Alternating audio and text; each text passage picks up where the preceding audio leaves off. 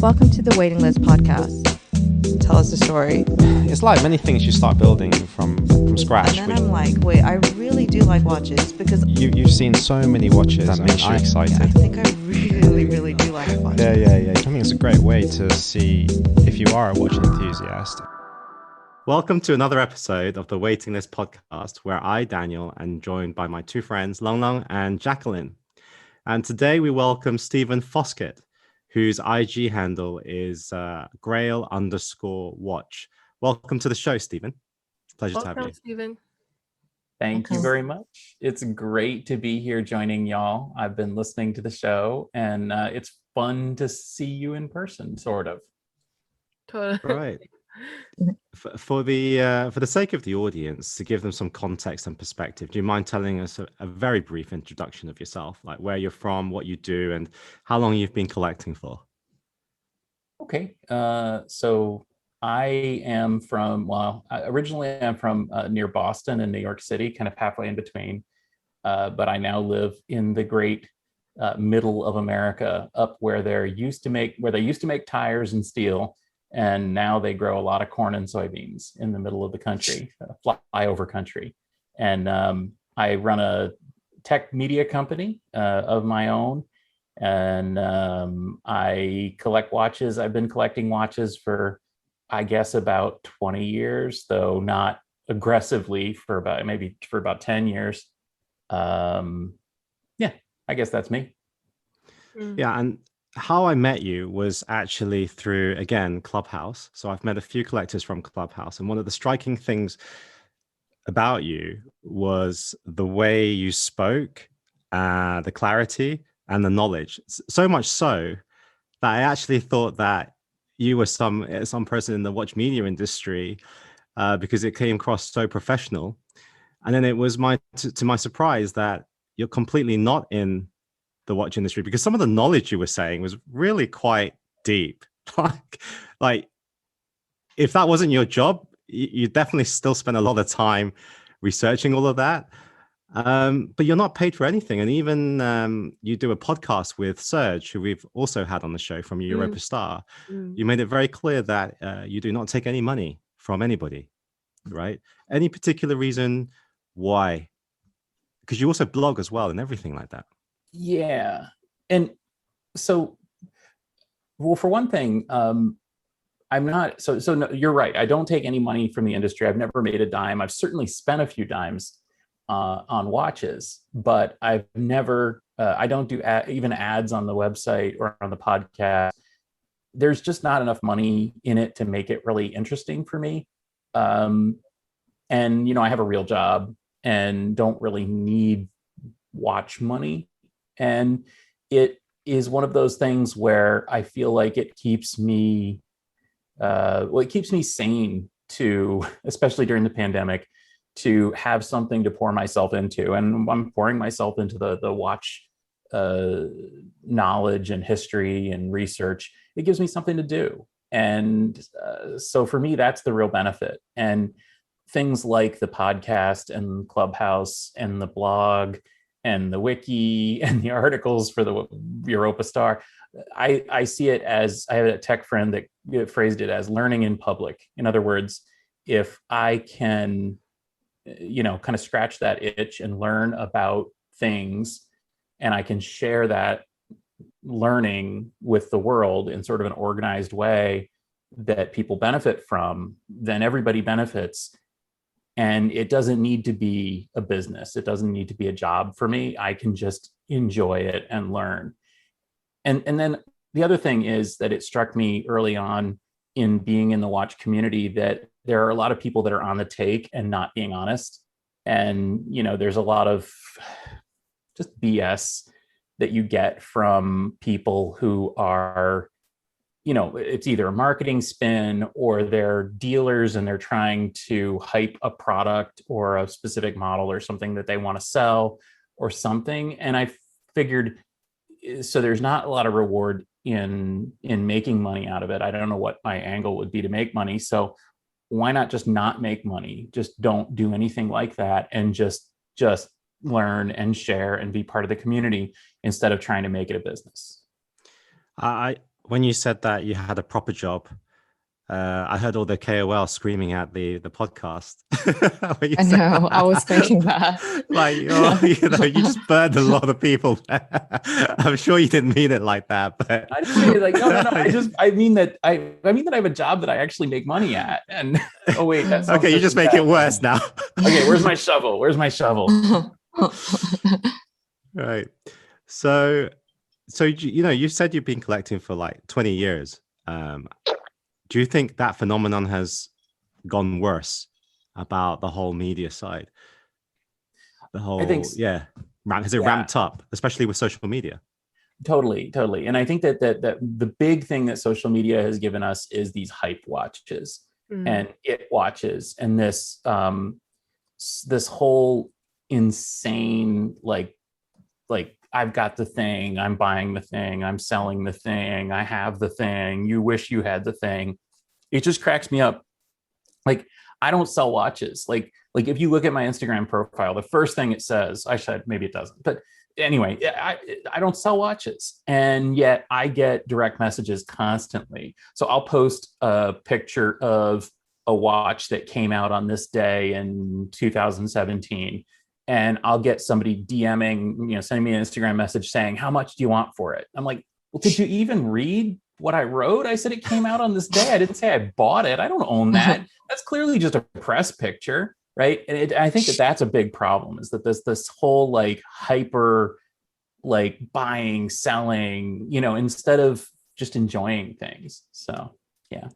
I think for dealers, it's made it really, especially platforms like Instagram, it's made them very easy to approach the end consumer, like literally the person that has the stock, and ask directly, can you sell it? Before, I don't know what that avenue would have been, apart from, let's say you actually wanted to sell the watch and you went into store to say, I actually want to sell the watch. Now it's the equivalent of, I see you on the street with the watch and I know where you're going to be on the street at what time, right? And I can say, oh, are you looking to sell that watch, right? Yeah, could you imagine somebody doing that to you in real life? Yeah, it's a bit weird, isn't it, when you say it like that? Like, hey, Lung Lung, what do you got there? Hey, can I buy that from you? How much? How much do you want for that? That'd be crazy, wouldn't it? Actually, I have heard stories of people trying to buy Nautiluses in first class cabins. I think some YouTuber talked about how he was able to buy the watch for retail, and he would just be flying, and he's been offered many times by like the passenger sitting next to him, being like, hey, do you want to sell that watch?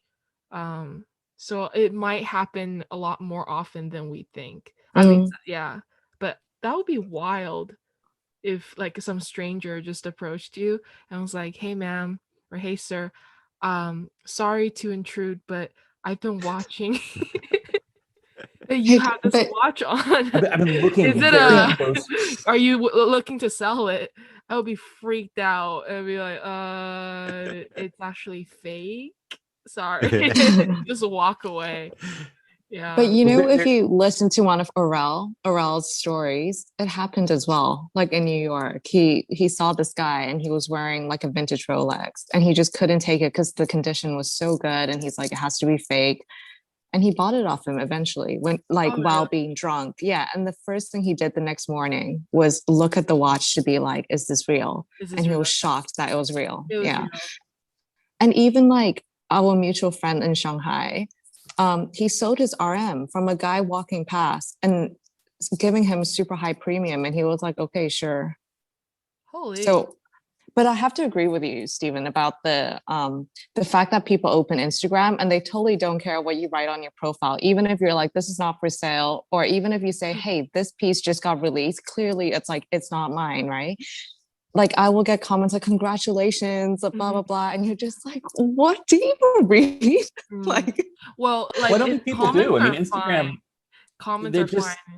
It's like when you get DMs, right? It's like a screenshot of all the like photos of watches that they want, and it's like how much,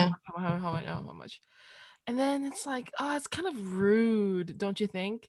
And then it's just like you are making assumptions that something is just up for grabs because you think it is. But maybe like it may be to us, but then maybe to some people it's just like, they don't really have a filter, not in a bad way. They just say what they're thinking, and it's just like how they communicate, how they see the world. So yeah.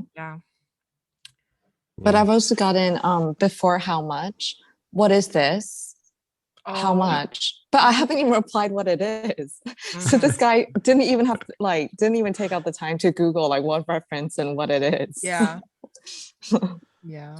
Well, if you're going to feel bad about me criticizing people whose job is podcasting, which by the way is also my job, I should just in a different context. But anyway, let me just say that I feel bad because no one's ever approached me, and nobody will ever approach me about any of my watches because I only like weird stuff. And anybody who knew what it was, well, I don't know. Nobody's going to know what it is. So yeah. But with your your experience of like 20 years, you've seen how the watch industry has changed throughout that time.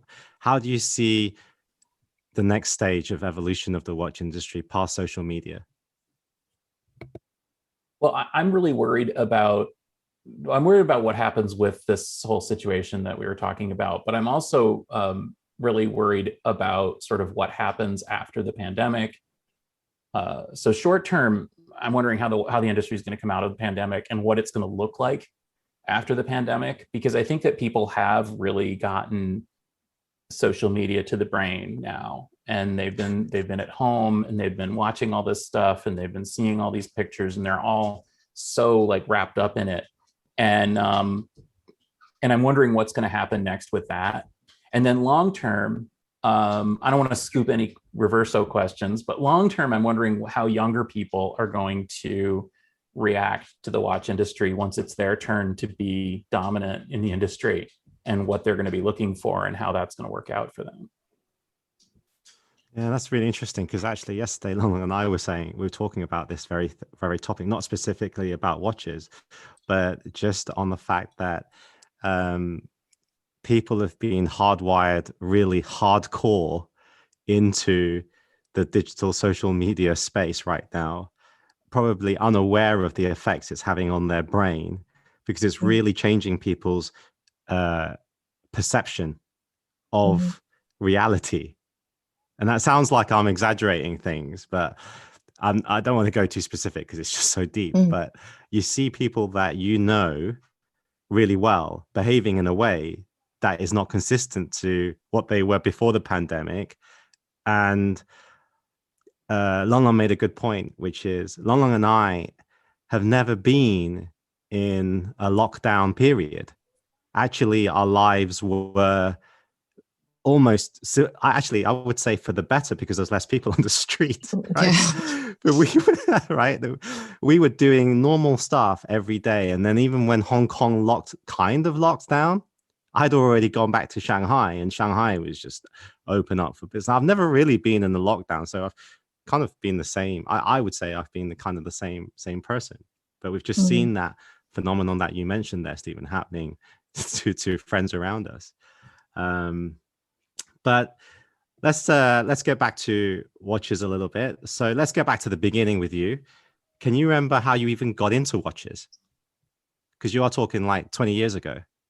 Yeah, and I actually remember it very well because it was a specific watch. Well, it's I guess the first decent watch I had was a Seiko that was a graduation gift from college, and so it actually has my college seal on the dial. It's a Folex. It's a Seiko that looks like a Rolex with the fluted bezel and everything, but it was nice, it was a nice watch. And then after that, my wife, when we first got married, she got me a Movado museum watch. And then later she got me a Seiko 5. And I think the Seiko 5 is probably the ultimate entry into watches for so many people, because it's such a great watch. It's so affordable. And it's got that display case back. And I remember being just really excited just to watch the gears and watch it tick, and to have that feeling of this machine is alive almost, and it lives off of me, and my movements are powering it. And as long as I wear it, it's going to work, it's going to run, it's going to tell the time. As a techie, because I was in the tech industry, I really appreciated that aspect of watches, that they are at once technological but also organic in a way, because they are like an extension of your life. And I mean, like I don't want to get all weird, but like your life force, like your motion, your heat, your living is the thing that makes the watch live. And as opposed to like a phone or something, which, you plug it into the wall, it feels very external. A watch feels very personal. And it really got to me. And I just remember, kind of taking a break from work or something. I would take it off my wrist and I would look at the rotor. I would look at the gears, and I would look at the balance. And I thought, that's just really cool. And but at that point, I really didn't know much about watches. I mean, everybody knows like Rolex or Omega or something, but I didn't really know that there was a whole world of watches out there, until it just occurred to me one day that this is something interesting. I wonder, maybe I could learn something about this. And that just exploded.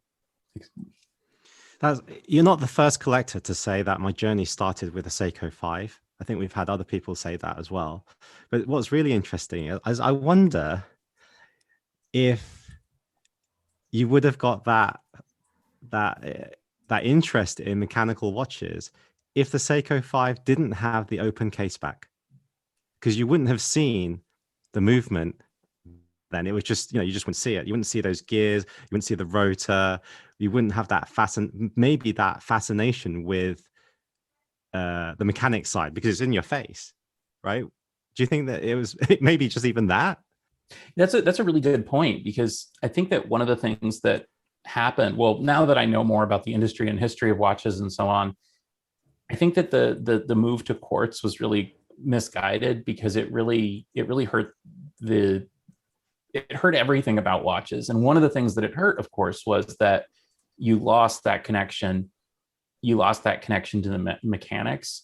But that being said, I mean, display casebacks were not a thing really until after the resurgence of mechanical watches. So I do think that being able to see and experience the movement is one of the things that keeps people in the hobby and interests them about the hobby, for some people. And I do think that it's a really good thing that Seiko put an open case back on, or maybe a bad thing, depending on who you ask. And because it pulled me in and it's pulled other people in. Yeah. So we won't go through your whole collection, but from that piece, how long was it before you got your second piece? And what was the second piece? It was actually quite a long time. I probably didn't have another, I know that I wore that watch for a long time, probably 5 years exclusively, every single day. I remember, because I was, like I said, I'm in the tech industry. I remember one time I was racking a server and it fell on the watch, like lug to lug. And I remember thinking, wow, that was lucky. Good thing I was wearing this thing, because it kind of kept it from crushing my hand. So yeah, I wore it every day, all the time, for years and years.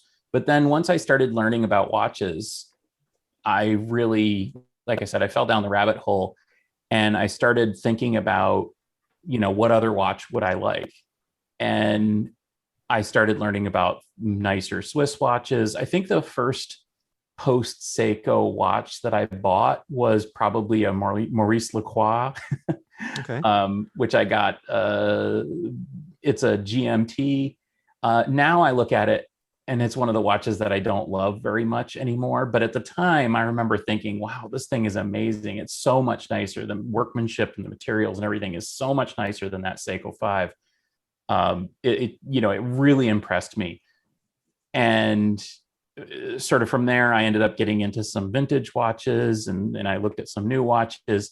And the first really good watch that I got was my JLC Reverso. I've got the Reverso Duo Face, which is just to this day, one of my top, favorite watches. It's one of the things that I really wanted. And it's something that I really rewarded myself with at a special point in my life. And I would say that the after the Seiko 5, the JLC was really the door opening watch for me. Wow. So from listening to what you said, you're in tech media. So when you maybe go to some of the events, or you meet a lot of tech people in a group, or something like a launch, are you wearing an Apple Watch or a smartwatch, or are you wearing your mechanical watch? And if you are wearing the mechanical watch, what's the reception like in the room where perhaps everybody else is wearing an Apple Watch? They think, hey, old timer, or what do they think?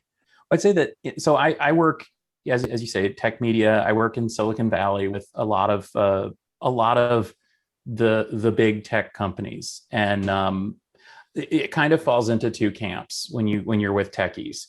Basically, there's the Apple Watch camp, which is probably 80% of techies. And then there's the mechanical watch, fine watch camp, which is probably 20%.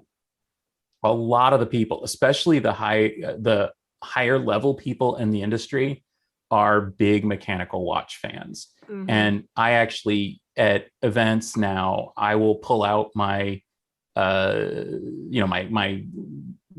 my camera, because I'm taking pictures for the event, everything, and I'll like zoom in on his wrist, and I'll be like, oh, like he's wearing this, or oh, check it out, she's got one of those. And invariably the techies, the tech CEOs and the CTOs and the founders and all that kind of stuff from the startups, invariably they have cool mechanical watches.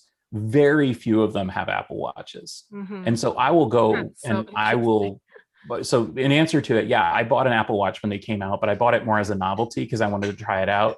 I didn't like it. I didn't use it. I didn't wear it. And I've been wearing different mechanical watches all the time. And for the most part, what happens is a lot of the techies who are in that 20% camp will be like, oh, hey, yeah, I see what you got there. And the rest of them, they kind of don't care. And it's like that in the rest of the world too. I mean, like probably 80 or 90% of the people you meet really, really don't care about watches whatsoever. If not higher. And it took me a while to learn not to try to make them care. Just let them not care. It's okay. It's okay. So being fascinated with mechanical watches, are you also interested in, let's say, automobiles, like cars as well? Of course, yes. So I'm a huge car nut.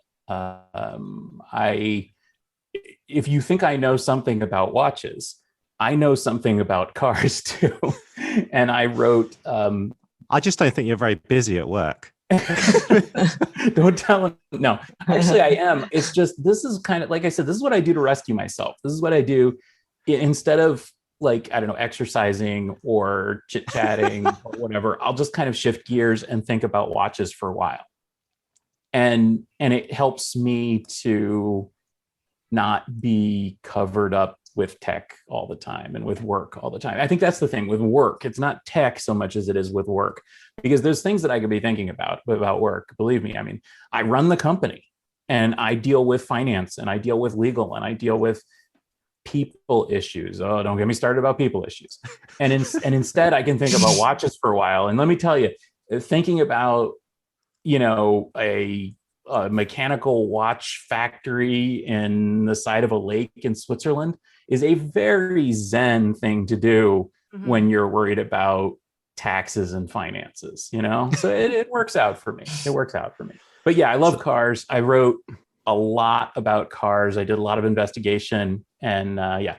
And I think there's a lot of crossover there.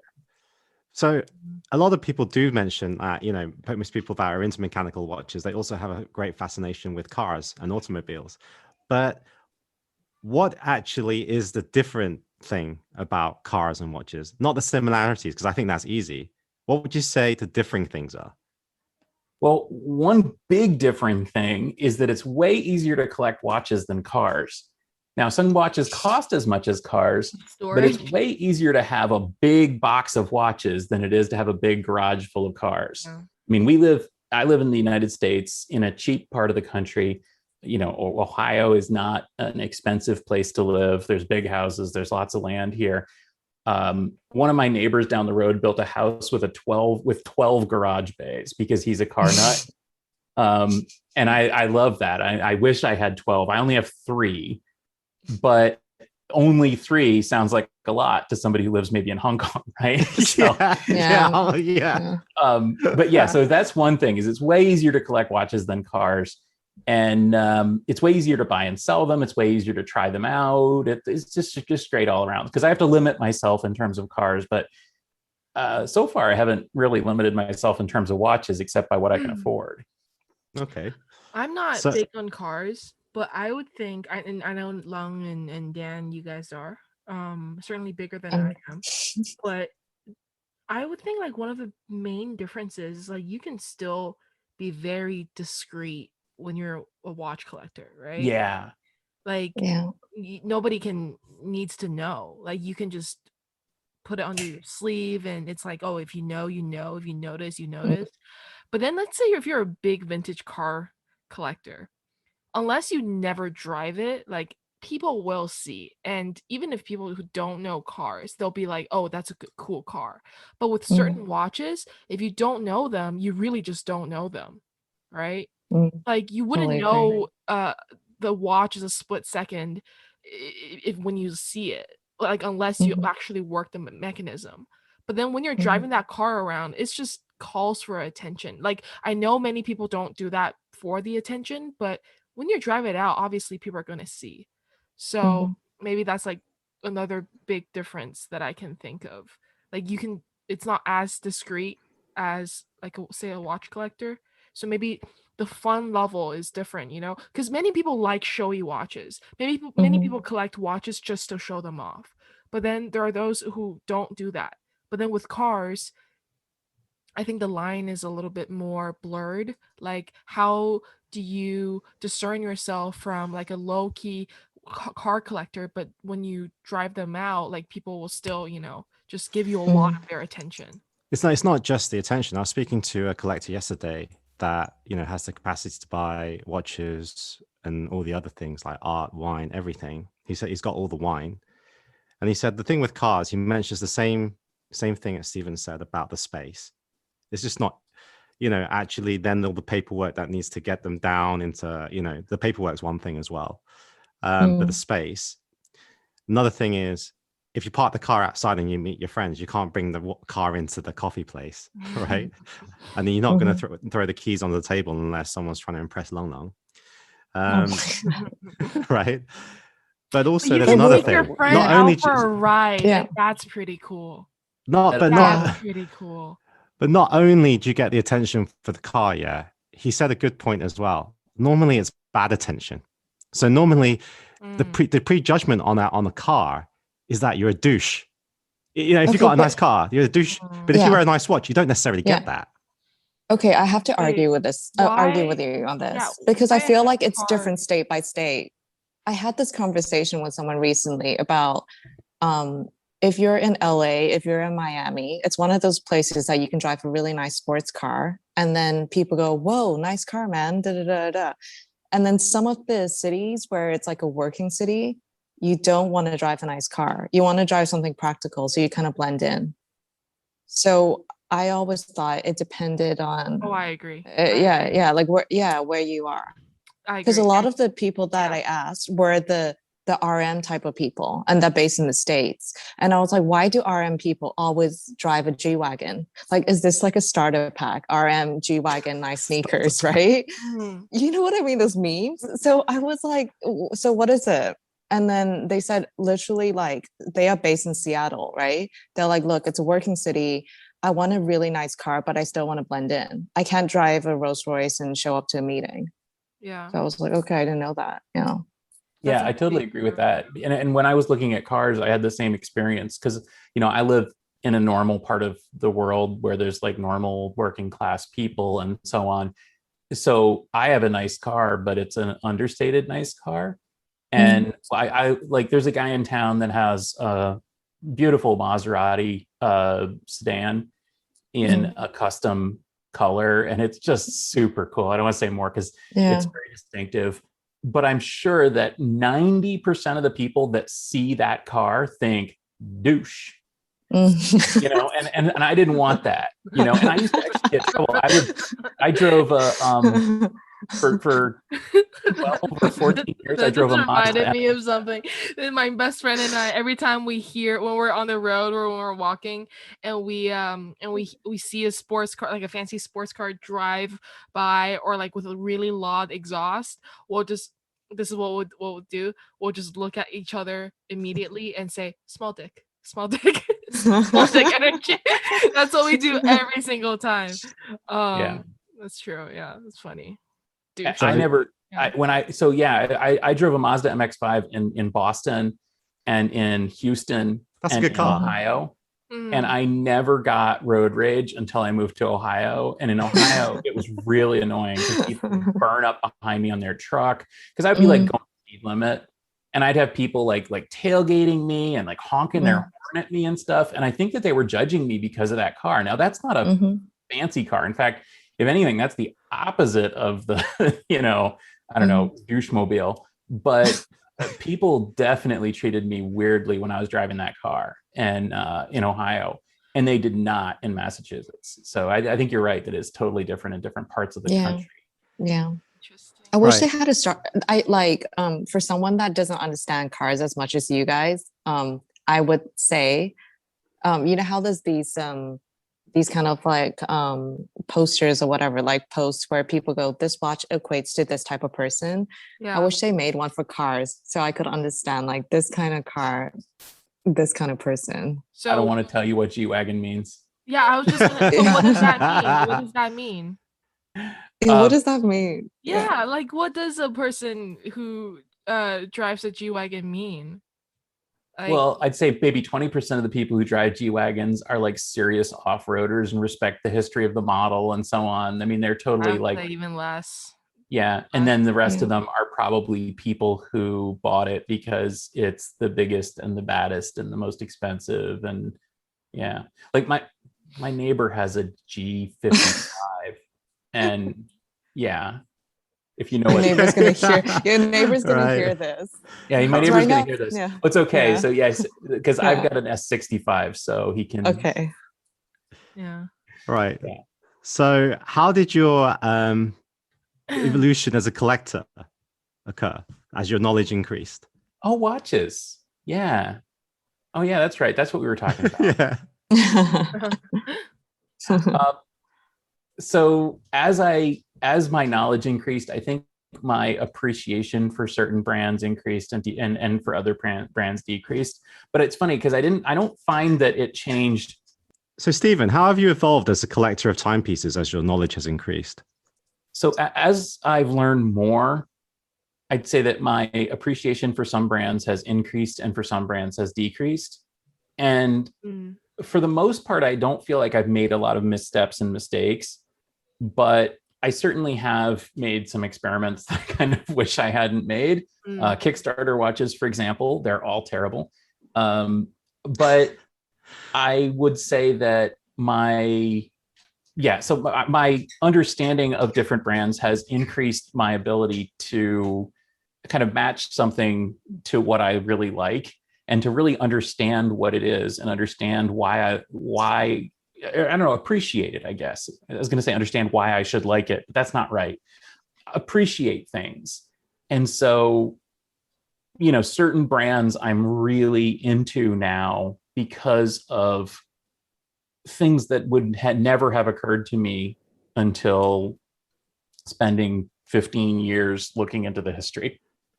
Okay, so let's take that a little bit deeper. What's wrong with Kickstarter watches in your opinion?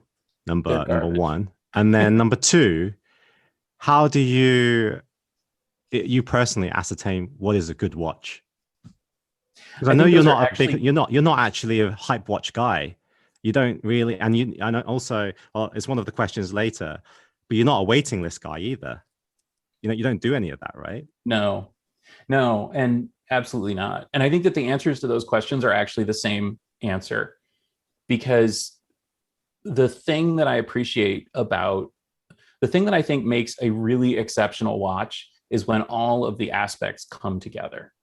And to me, that's the definition of what I called, horology is, in my mind, is when everything comes together in terms of the design and the finishing and the movement and the marketing and the history and the fit and the feel and everything. When everything comes together, that's a great watch.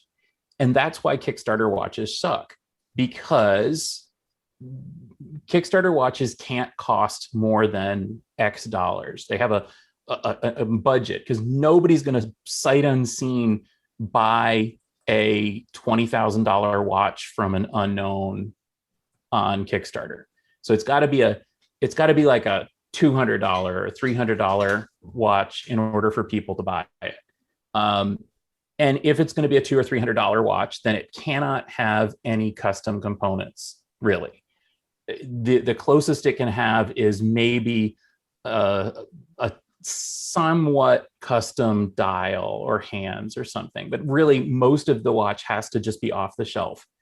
And if most of the watch is off the shelf, then it just can't come together as a watch, because by definition, it's just a collection of parts. And so the difference, again, between like a great watch and a not great watch is that a great watch it's all there, and a not great watch is just a collection of parts that seem, it's like a pretend watch. It's a fake watch, really. And so, in my opinion, the problem with Kickstarter watches, and the problem with the ones that I've misguidedly gotten into, are that they are, not only do they not live up to the hype, but they can't live up to the hype. And so I just don't see how a Kickstarter watch could ever live up to the hype, because the economics don't work. Could you not put that same argument to some like brands which, they don't make their own movement, they use ETA movements, and you could argue that a lot of the parts there are also not outsourced, not in-house made or original. Well, I don't think it matters whether it's an in-house movement or not. It just matters whether it was chosen for the right reason. And again, the right reason is not like Steven says it's the right reason. It's that it is the right choice for that watch. And I think that an independent brand, a small brand, an inexpensive brand absolutely can create something great. But it's hard to create something great within the confines of a Kickstarter, because a Kickstarter has to be sort of half-assed to start with over-the-top marketing in order to get those orders in, and then you have to actually deliver it. Whereas, and that just gets us off the rails. Whereas an independent watchmaker who can go out there and can find the right pieces and components and put it all together and take their time and put something out and hope for the best, and it can work. And so the difference between like a Chrono Tokyo or something like that and a Kickstarter watch is that Hajime doesn't have to sell anything necessarily, and he can take his time and he can make it right. Whereas in Kickstarter land, you have to pretend that you're this auteur who's designed this watch, and yet it has to just be a bunch of crap that you threw together, because that's the only way that you can fit in the confines of that timeline. Okay. So apart from the watch you mentioned, like the Chrono Tokyo, what kind of watches fit into, what do you collect then in those confines of where everything comes complete, in your opinion? Well, I'm a big fan of JLC, because I think they epitomize when done right, JLC Ultra epitomizes that aspect of putting everything together in the right way. And their expertise with movements, the fact that they're one of the only watchmakers that not only makes their own movements, but makes literally thousands of movements, is, I think, a real exceptional aspect of the brand. And that's one of the reasons that I love them. I mean, they've literally, no other brand in history has made thousands of different movements, but JLC has. And that's one of the things that I love about them. And the fact that this movement goes with this watch, I think is really amazing. And it shows, it's that whole kind of idea of, painting the back of the fence, or, that kind of thing. It shows that this thing is exceptional and thought out, and a complete unit, not just something that they threw together. Mm-hmm. And so I love that. And I don't necessarily mean that every brand needs to have that, but I think that if they're just tossing something in that doesn't fit right, then they're doing it wrong. I mean, it's like movement spacers. Like, movement spacers are the symbol of what's wrong about the watch industry, because it means that this movement isn't right for this watch. It means that we had to make compromises. Same with a date window that's in the wrong spot, or something like that, or chronograph subdials that are too close to the middle because the watch is just too big for the movement. It just shows that this is all wrong. Whereas ideally, in Steven's world, JLC would never make that mistake. Now they do, but Okay. when they're doing it right, they do it right. Lana? So one of the things that you define as everything coming together was marketing, right? So which part of JLC's marketing hits that? Like, that felt like it was perfect for a specific watch? They don't always meet that requirement, I'd say. Very few do, admittedly. But the thing is, they actually have a great history, and most of the time they're marketing that history correctly. They're calling themselves the Grand Maison, and they're showing the fact that they've designed all these movements, and that the Reverso goes back to the polo story and all that. I mean, maybe that's kind of BS, but at least it's grounded BS. Yeah. And they really do make these things themselves in this little valley in Switzerland. I mean, it's not totally off base. And I think that their marketing is generally on target. Okay. I think they do a pretty good job. Okay. I have a question for, I guess, everyone here. Which brand do you think has the best marketing, but not per se like, the strategy, but like that best suits its heritage or like brand image? I know my answer, but I want to hear your answer first, because I don't want to. Yeah. In my mind, straight up, I thought, from your question, I thought RM, actually. RM came into my mind. Oh, I thought Patek. And also, Patek's an easy one. I thought I thought, like, RM, considering the time, and then also considering what the product is and then what they sell it for, you have to say there's a big success story there. Patek, it is really good stuff to most of the time, and they have that extra length of history, which they've maintained throughout the years fantastically. But RM's come out of like the last 20 years, so I think that's also pretty impressive. We just look at marketing, so we're just talking about marketing. That's me. You know how I told you guys, like, when I was younger, I used to read the magazines, right? Yeah. So I will always try and think, how did flipping through the magazine, and I remember really well the RM lipstick ad, they would put the watch on the lipstick, or it was the other way around. The watch was below and then those lipstick, RM right? Lipstick ad. Yeah, it's the thin ladies watch, right? And I used to think, if you see something enough times associated with something else, for example, the RM ads were always in the most high-end magazines, right? Does that kind of like plant in my head this idea that RM is the ultimate watch as a kid, right? Whereas Patek was also in the same magazines, but it didn't resonate with me. So that was me wanting RM since I was a kid, right? And then now I'm older, the RM ads make no sense at all to me, because I'm like, why is there a lipstick and a watch together? But the Patek ones make a lot of sense to me. Yeah, holding the son's hand. Yeah. So Long is saying Patek, and then Jack. Honestly, like, I was surprised by my answer, and I didn't have an answer when I asked the question. But then the first thing that came out to my head was AP, and it was probably because of what it's been doing lately, like within the past couple of years, right? Like, kind of like RM, right? Kind of like what they do. So yeah, that's the first thing that jumped out to me, but definitely Paddock. Not You so could much argue that a lot Vacheron. of AP strategy might have come from RM strategy. Yeah, especially the concepts. I would absolutely Yes, argue on exactly. that. Yeah. But then I would say Vacheron's not doing a really good job. I'll tell you Vacheron what, definitely is very confused. Grand Seiko, Like, like hey, for but what they Grand do. Seiko, yeah, but they advertise in the US. Mm, Oh yeah. Well, yes, it's still but not. I just don't not. think it's as recognized as what it should be. Right? No, they're advertising in the US, but definitely not to the standard that they should be advertising Yeah. in the Japan at But least. So do you think that it's deliberate, the way that they want to be this kind of like underground? The community I is super think strong. I think it's just the Japanese way. Yeah, agreed. Like I Okay. think so. I think They don't want to shout they don't about need, it's all yeah, about the to craftsmanship. them it's like they Yeah. don't Mm, need to. If you know us, you get it.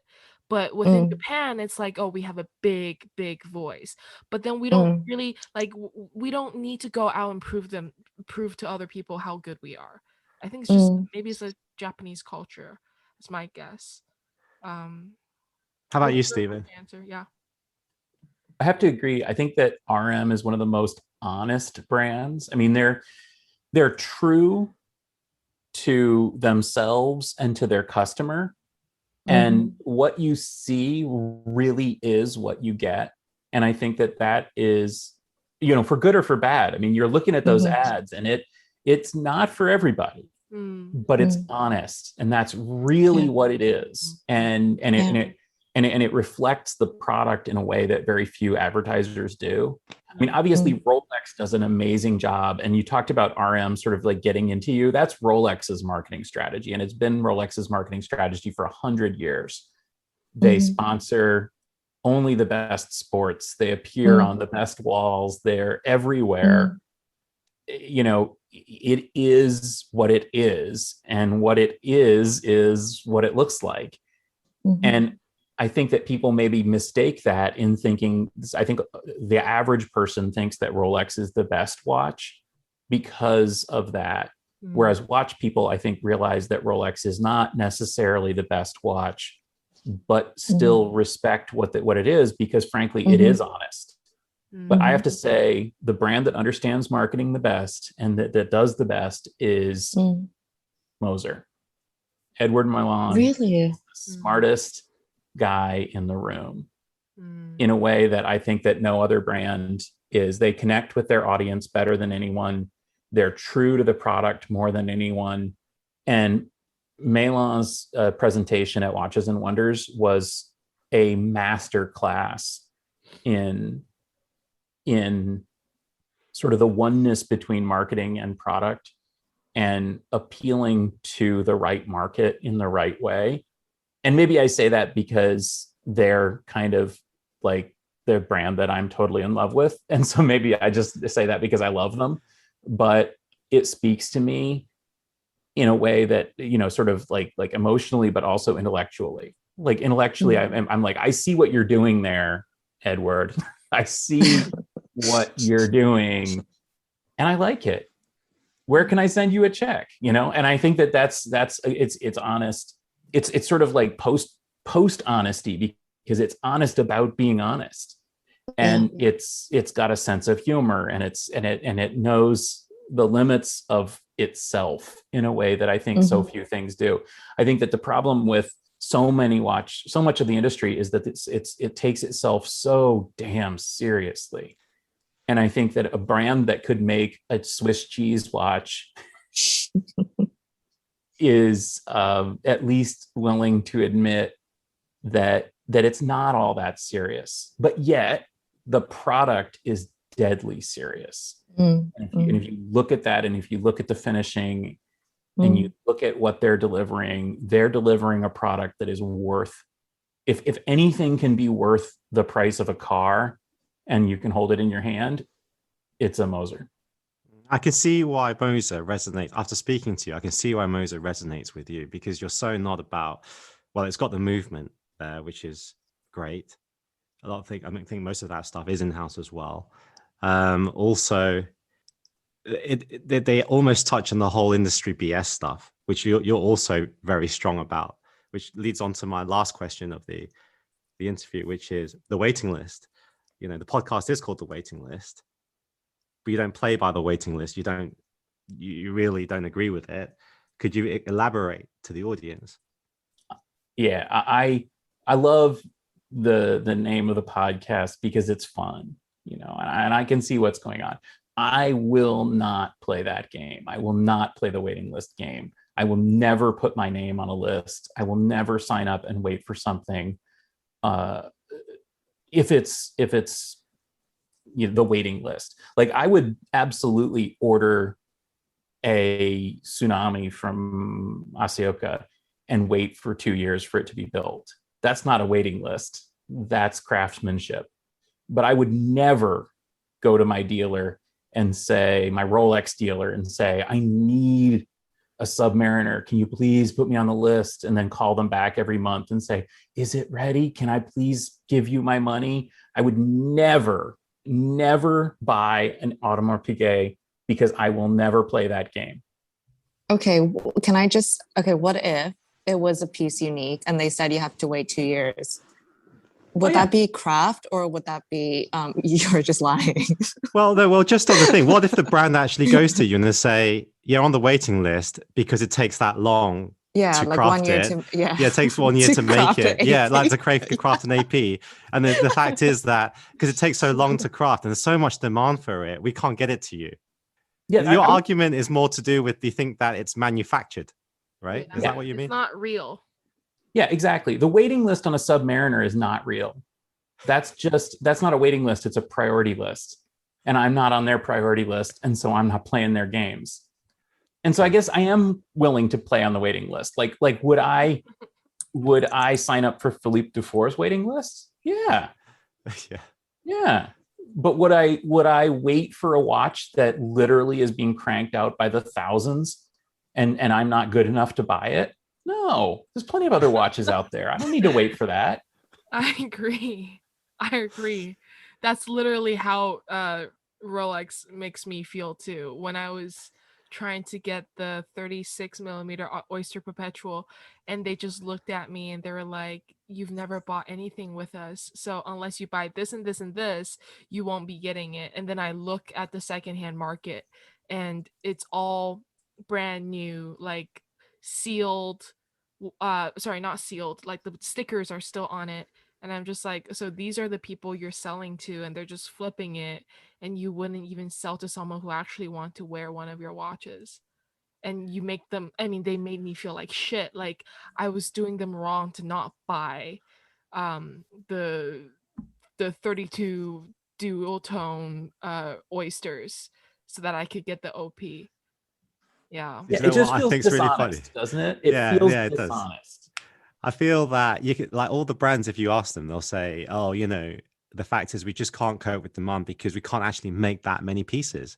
You know, like the craftsmanship, it takes a long time to make these pieces. Okay, so they say that to you, but then they come back with, yeah, but if you buy this and this and this, but what's that got to do with the craftsmanship? Like, you know what I mean? It's like, okay, you sell that story and then you shoot yourself in the foot by saying that, right? But because the two reasons are not the same reason.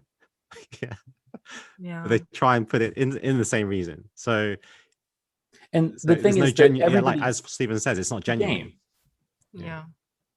And so, like my one of my local ADs, I've actually bought Rolexes as gifts from them. And so the woman at the AD that I work with, she has said, oh, if you ever want one of those, just let me know and I'll get it for you. So like I could literally, and I'm not trying to brag because that is the exact opposite of what I'm trying to do here. I'm trying to punch a hole in this balloon. I could go to her and say, hey, I want the yellow OP. Can you get that for me? And I guarantee I could have it next week because they're not rare. They're just spoken for. They're just deciding who to give them to. Yeah. And that's just that's BS. Like I shouldn't have to play that game. And I shouldn't be like, it's insulting. It's insulting to me and I hate it. And so I'm not playing that. That's very admirable. And I think that was a very important message to say. And I think that's a great place to move on to the next round, which is the reverso round, where the roles are reversed and Stephen gets to ask us 3 questions. All right. Now, all 3 of you are part of the great Chinese diaspora, right? You all come from different backgrounds, but you all have that in common. What is the most insulting thing that the watch industry does toward Chinese consumers that you wish that they would stop doing? That's such a good question. Who wants to go first? I can go first. Yeah, you should. Oh, okay. No, you go first. I thought about one already. Okay. I won't name the brand, but you go. I really, what leaves a bad taste in my mouth is how you feel like you're a dollar sign when you walk into the store. And I always say this. So when I mean that is sometimes, well, most of the time, if a Chinese consumer goes into a European store, let's say London, you'll be automatically prioritized ahead of non-Chinese. Yeah, so I'm actually saying I get treated better. And I think that's bullshit. Really? Like, yeah, because look, think about it. Yeah, before I've even gone in, they've got a sales that's specifically hired just to deal with me. And why shouldn't you be treating everybody the same, right? Why are you judging maybe the guy over there? He's got more money than me, right? No. And to just have that prejudgment on your consumer, right? It's very distasteful in my eyes. So that's my take on it. Lana? Okay, so one is serious and one is not so serious. The not so serious one was when I went, okay, I won't name the brand, but you guys probably know. When I went on the factory tour, and then I looked at the restaurants, and they were sending us this is in Switzerland, by the way, and they kept planning Chinese food. And I was so offended. You guys know how much I love cheese. And I was like, what is going on? Why are we going to a Chinese restaurant? And they try and justify it like, this is the best Chinese restaurant in Geneva. I'm like, I really don't care because the tablecloth is red and it's one of those like super Chinese ones. I'm like, so that's nasty. one. And then, yeah. And to think that, okay, they're Chinese, they're not we can order whatever wine we want. And to think, okay, we're just going to order any wine. I was like, no, we're not. We're going to order the best wine. What I find really funny is that's a Chinese restaurant, that we go to, that they invite you to, and yet you probably can't order in Chinese. Yeah, exactly. You have to say everything that is Chinese into English. Yeah, that's one. And then I think too, I'm not even in that age group where I think Jacqueline is, where the average Chinese person now speaks better English, better Mandarin, and is more cultured than a lot of people. I'm not even in that age group. But then it always fascinates. No, but you guys are next level because you guys are reading literature in Chinese. I still have to read really slowly when I read Chinese books, right? But you guys are fluent, And I'm still fascinated when I go to Europe or like Switzerland, and people have to dumb things down and explain to me. It's not just watches in general, about fashion, about cars, about all this stuff and food. And it always makes me want to laugh. Yeah. I'll go after because it's when I go to say Europe and say I go to like a high-end store and they'll like, oh yeah, like we'll help you. And then it's a Chinese person. Because then I don't speak English. Like, oh, 有什么能帮到你？我说okay, 那就说中文吧。Like, sure, I'll speak Chinese.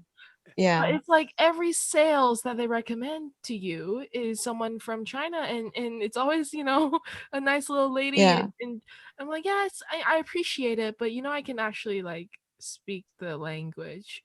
But I understand, I understand. So that's like a not so serious issue. It's not completely offensive, but it's just funny. It's just funny. Yeah. Like, it's just funny. It's like, I think what's the quote from a movie? Is like the best form of flattery is imitation, but then like so it's they're trying to help, they're trying to be nice, which I understand. So Yeah. that's like the non-serious. And then the sort of serious one is when, I guess because of my age and like yeah, sure, I still look like a student, whatever. And when I go to these stores and I get treated as if I'm just like, like a walking wallet and I don't know anything I'm talking about. And it's as if like if I were to request to see something that requires knowledge behind it, I would be treated as if I know nothing and I just have the money to buy it. And then it would almost be like a very disdained look, until I actually start the conversation with them and they realize, oh, like, okay, you actually know. So I'm not gonna name and this is not even like a watch store, but it's a watch accessories store in New York. Yeah. And their headquarters is in Paris, and it's it's a very artisanal shop. And I went in there and well, it's a strap store, okay. And I went in there and I wanted to order some watch rolls and some watch straps, and my friend was with me. As soon as I walked in there, like you can tell they're French and you can, the accent. So I actually understood what they were saying in French. But I was requesting some things and the attitude, just you can tell that it's not great. But then when I walked out of there, like everyone was happy, I didn't mind it. But then my friend actually looked at me and it was just like, hey, did you realize that lady was treating you with a very just didn't leave a very good flavor in my mouth? And I said, yeah, but did you also realize what she was when we left? And she's like, yeah, she completely changed. Like, why did you say anything? I'm like, yeah, because I didn't say anything. I just showed her that I know what I'm talking about and I deserve the respect. Don't just treat me as like a 20-year-old girl. But that's the main issue, isn't it? Like, Yeah, to actually have to prove that, we are that you on actually level have to prove terms. to them. Yeah, Exactly. like, suddenly that you are fit to even have a conversation with them about a watch. Yeah, that's what we're talking about, really. So that's probably the answer, Stephen. Yeah, it's kind of all very similar, I'd say, but different through different experiences. Yeah. From my perspective, I think that listening to your podcast, talking with people on Clubhouse, and also just sort of knowing what I know about people being people, I think that the watch industry has a very simplistic view of China and the Chinese consumer. And I think that it's going to bite them in the butt because I think they're totally off base. I have to say that I've been really impressed by how savvy Chinese consumers, especially younger ones, are about watches and brands. I would say that you guys know more about the history in the industry than similar people in your situation from America, like we're born in America and who haven't had the kind of experience. And I think that especially the folks who are not, home, people in the country of China, the people who are in the diaspora are much more worldly than are given credit for. And I think that that's going to really cause problems for the industry if they can't wake up and realize that they're acting in a way that's really patronizing. Because that's what I see. I mean, I go into the store, the same store as you. I you go in one door, I go in the other door, and I watch as the entire sales staff goes to see you. And then I watch them show you, oh, look, this one's red. This one has jade on it, and I'm like, oh my God, do they really think that that's what this person wants? That they just want to see the jade watches because they're Chinese? I mean, give me a break. And I mean, they're not like, you're just people. Anyway, that's the thing that's frustrating to me. Okay, so the next thing I want to know, you guys are all fairly young as well. There's another thing in the industry that's going around. I was talking to, the cool thing about Clubhouse is it's gotten me the chance to talk with people in the industry that I never really would have been able to talk with, and it's kind of opened doors. And so I was talking with an executive at a major watch brand in private. on Clubhouse, and he was bemoaning the fact that the industry is probably going to be dead in 10 years because young people don't care about watches, and young people won't care about watches, and they're just living on borrowed time, and pretty soon it's all going to be over. Are they right? I'd say no. I'll say no as well. Yeah. Until the day that, like, the way we dress, like we're Yes. actually living. Yeah, when you're like, Yes. not like aliens, but it's just like it's actually showing on your skin kind of thing, and you have to dress a certain way where you can't physically wear them. Sure. I think from hearing what you say, my initial reaction is that person has a poor understanding of what a wristwatch is in the modern day. Yes. In the young generation, right? If anything, if you look at how young generation, they're constantly looking to differentiate themselves. It's always probably been there as teenagers and an early millennials culture. And the wristwatch is the ultimate way, because just on the price point alone, and the knowledge required to so-called flex, because I think flexing culture really resonates with millennial culture, right? So it's got nothing to do with the watch tell the time. If you look at some of the most, look at the RMs, right, which they have the movement in the front. They're not the most legible pieces, and there's Moser, they have very colorful dials, which are very eye-catching, but they're minimalistic with no indices. They're not that great for time telling either. And if everything was for time telling, I think watches would all look the same. So I certainly don't see that happening. And I think, look at, let's say, the secondary vintage market and how prices have risen and demand has risen on those pieces, right? Even on that level, there's still a need to flex in some kind of way.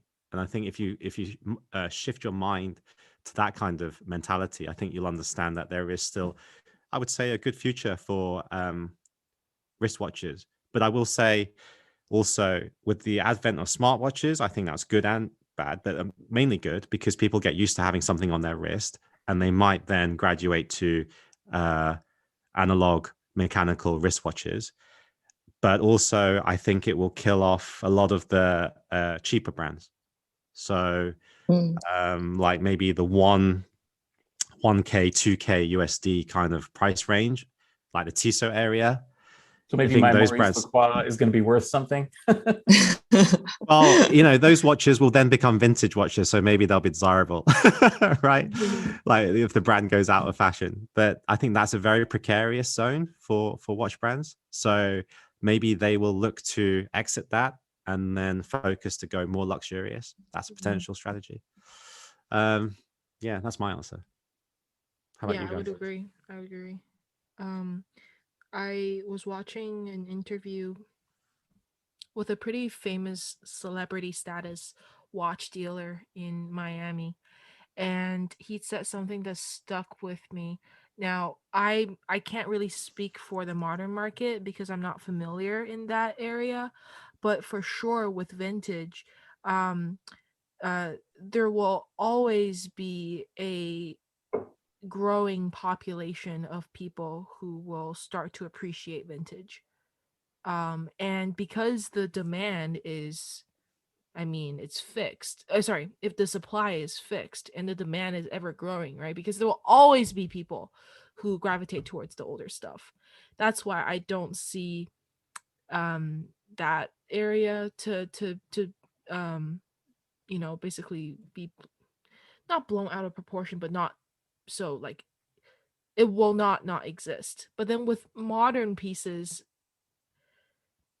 going back to what Daniel was saying, like with the millennials and the hype and the urge to flex, I think if you just look at the recent releases within the past couple of years, watches are getting a lot more complicated, and the concept watches. So maybe going forward, like these are the pieces, like the REM or the AP concepts and whatever, and the FP Joint Tourbillons. These are the pieces that are going to, I wouldn't want to say like drive the market because I'm not familiar with the market, but when you think about modern watches, especially to younger generations, I think those will be amongst the few pieces that they think of that come to mind. So what does that say about the future of Swiss watchmaking? Like, does it mean that, oh, in order for younger people to keep liking watches, we just have to make watches crazier and crazier?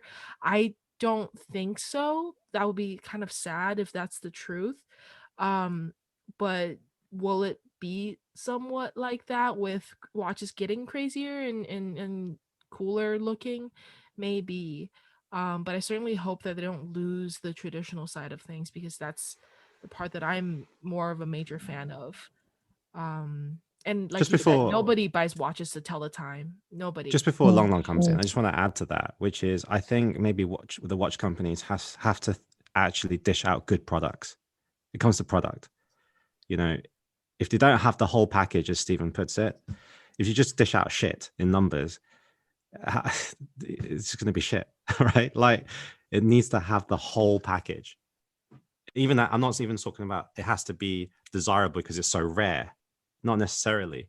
You know, there's still a lot of people that will buy a watch to accessorize it on what they're wearing, right? But it has to look good at least, right?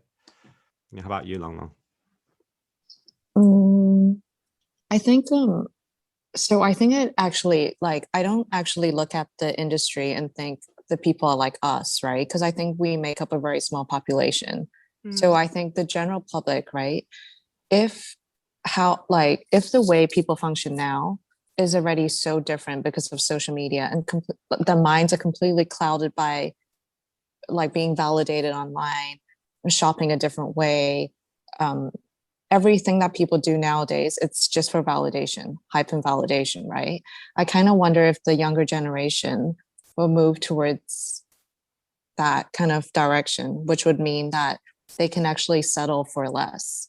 So we're already in that age group where we're starting to move away from certain brands because they no longer produce the quality that we're looking for. And then we're very picky in that sense. But I've realized that the younger generation don't mind. They don't mind paying double premium for stuff I think that is like not up to standard. So that could actually get worse. So you might have watches becoming more common and more there's less creativity, lower quality, and people could probably like they might be okay with it. I was gonna say on the topic of limited editions, it's a very, very, very recent phenomenon, wouldn't you say? Yeah. Right? Yeah, Like and collaborations. you look at the history of watchmaking. It doesn't have to be Swiss watch, it's just watchmaking in general. Well, because they were treated as tools, they didn't need to make limited edition watches that tell the time. But now it's because it's no longer a tool to tell the time. It's perceived as like a flexibile or like the stunt or whatever. That's where the artistic or creative things come in, and with the collaborations, with the limited editions. And when you scale this up and just constantly be pushing out limited editions to try each other and become the biggest news, and like one trumps another and then the other one trumps another, it becomes very taxing to the eyes, at least to me. But I can totally see, like going back to what Long was saying, I can totally see how with the younger generation they think, oh, I have the newest best thing, right? It's like sneakers, right? It's like, oh, this season is gone, well, I don't care about that anymore, I'm looking for the new one that's coming out. I don't really care about the quality as long as I can just show it to people that I have the newest thing. Like, And the best thing with watches is after you don't want it, maybe you can then resell it and recuperate some of your funds, right? And then go for the latest thing. Yeah. Okay. And what is there a final question, Stephen? All right, let's see if we can make this one quick. Yeah. And so I'm a big and growing Jacqueline fan. I think you're awesome, and I love what you bring to the podcast. And I also am very interested in vintage watches. I want to know, is there a vintage watch brand or style that you think is undiscovered that people should check out because it's awesome? Like what are people overlooking? Because there's so much. What do you think is totally great that people haven't discovered yet? Oh, I don't know if we can make this quick. You have to give me some time to think. Should we get in on these watches before you announce this? Yeah, exactly. Quick, Chrono 24. That's a great question. Okay. We're on episode 49 or something, right? By the time this is released, because of this question, it'll be like episode 150. Excellent.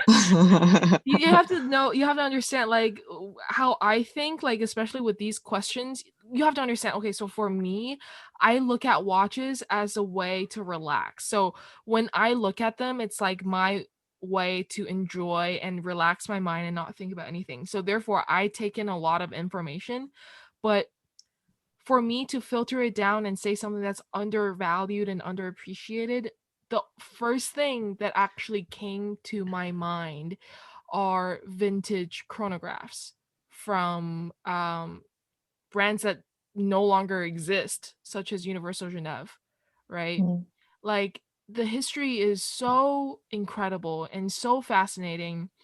Unfortunately, they didn't survive the quartz crisis. But if you look at some of the, we're talking like early 40s, like 50s vintage chronographs, like the one button chronographs, the dial with the galvanic dial, I think they're beautiful. But because again, these were used as tools, so few of them have survived in good condition.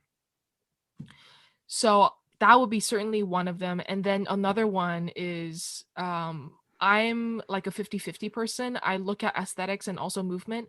I think just any 13ZN watches are worth looking at into. And also any 34 millimeter Rolex Oysters. So like the boy size with really interesting dials. They have the ones with the galaxy dials, like the star dials or the honeycomb. Again, all vintage, but those are the things that I think are relatively underappreciated. And one more that has recently become a little bit hyped up, which are the Quantine Perpetual dress watches from Audemars Piguet.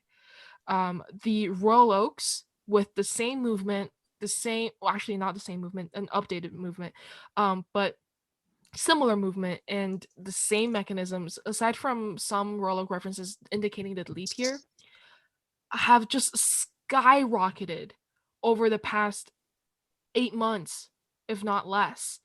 And then actually more, like 10 months, because it's during like the summer. And then but the dress watches, the 36 millimeter ultra thin dress watches, are still very approachable in yellow gold. And I saw like a really fascinating one sold at Antiquorum this past weekend, and they're still very, very reasonable in price. So those are the answers from the top of my head, but if you're interested in knowing more, I will definitely think about it and I will let you know. I'm sure I can think of more. I just need to organize in my head first and then I'll spurt it out. I personally think I knew I could count on you. I knew that you'd have an answer. Thank you. That's awesome. No problem. When you say those models, I actually think they're already not undiscovered, right?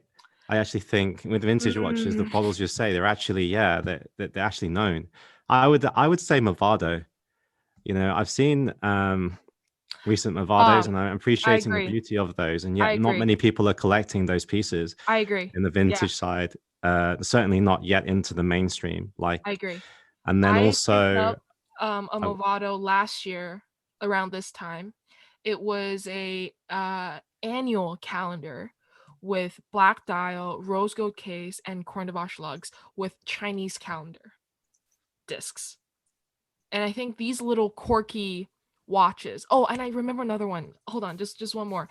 Like it's not a specific category. It's not a specific category of watches, but I was once very afraid of to approach Patek as a brand because of just what it represents. until I found my very first Patek, which didn't even have a reference because it was so old, right? It was made in 1926. And to be honest, like out of all the watches that I've seen and owned and worn and held in my hands, that dial is by far the most interesting, because first of all, you're not talking about heavy machining, because everything, absolutely everything, was made by hand at that era, even right up to until like the 70s or 80s. But that dial, so I'm talking about underappreciated. I'm talking about no reference, or very, very, very early produced vintage Pateks. They're tiny little things, and they're not going for much. Like I got mine for about $10,000, which if you think about it, what can you get for $10,000 now, right? Really nothing. And then, but the craft, a lot of people are gonna be like, what? Yeah. Why a lot with that? Yeah, exactly. I know, but you know what I mean. Steven's killed the bloggers and all the KOLs by saying they're not proper jobs, and then you've got you saying 10,000. Even like the 13ZN, underappreciated. I mean, what are you smoking? Like literally. No, I but would you say, guys know what I mean. Like if you consider the craftsmanship and the brand heritage and the movement, I think what I'm thinking is that I personally think, that you're not fully answering Steven's question, because underappreciated stuff is not vintage Patek, right? And I think and I think the Movado thing, the second thing, I just want to get my answer out of the way. Yeah. The Rolex 80s, 90s kind of day dates. Yeah, with specific like the wood dials. But see, I would argue that is way it's possibly up there. Yeah, already. you could argue that as well. So The price is not the issue. I don't think it's the price. I just think it's not many people know about them. Therefore, it's underappreciated. And I also think it's just subjective, because if you just ignore a price, I can also be like, 5940, which is like the Patek that looks like a TV. That's about like 50K in the resale market. So I can be like, that is so underappreciated. That should be 100K. Yeah, you could say the 3970 as well. No. Right, 3970. Yeah, you could say can that we stop argument talking as well. about that? Can we stop talking about that watch? It's killing me. All right, you opened up can of worms up here, Stephen. Right, if we keep going, we won't be able to Steven. end the Not a podcast. We can talk. How did we do? How did we do for you, Stephen? Yeah. No, that's good. And I think that I ain't never learned nothing from talking. So I got to listen more, and I got to, I think it's really interesting to hear what catches the attention of other people, because these things give me ideas for what I should pay more attention to, and pay more. Pay more and pay more attention to. Yeah. But I've got to say, Universal Genève, there was a Universal that went at auction for last, at the Phillips auction recently. Yes. And it was this gorgeous Universal chronograph. What did that thing go for? Like 45,000 Swiss francs or something? Yeah. Those are great watches. But I would even argue at that price, they're underappreciated. They're undervalued. Oh yeah. They're so wonderful. The name out for any of the Holy Trinity, you triple the price. Yeah. So that just tells you how underappreciated and how undervalued it is. Yeah. In vintage Longines. You could. I mean, we haven't even spoke about like Vacheron. Yes. Yeah. Yes. That's on. I would Vacheron say is always good value. Yeah. No, I'm vintage Breguet. Yeah. Yeah. Right. Okay. Stop hyping up these pieces. Anyways, we've got to end this podcast. Right. On behalf of everyone on the waiting list and the audience, I'd like to say thank you, Stephen, for agreeing to do the interview with us. I hope you had fun.